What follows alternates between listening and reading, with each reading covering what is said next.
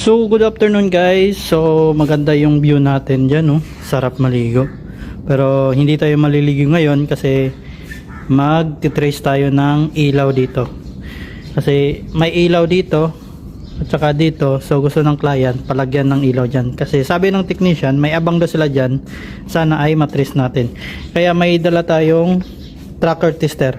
Sana ay hindi putol. Pag shorted, example, shorted to.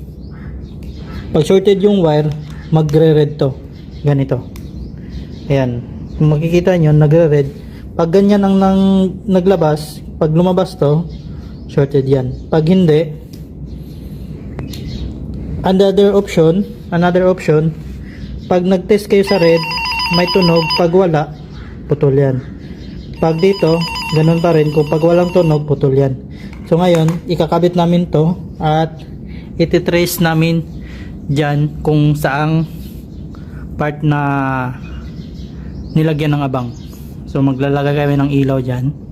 So ito yung gamit natin ngayon, tuner tester.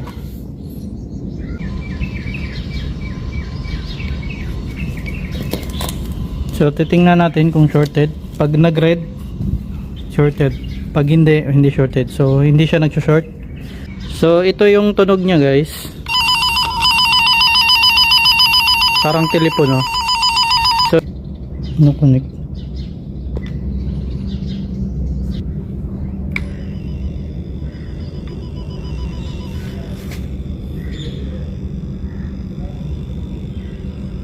Don't start connection.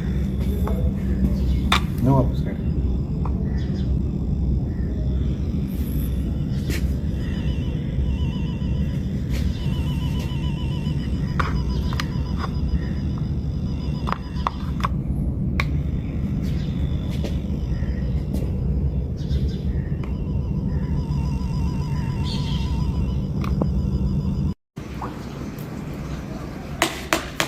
So yan na yung butas.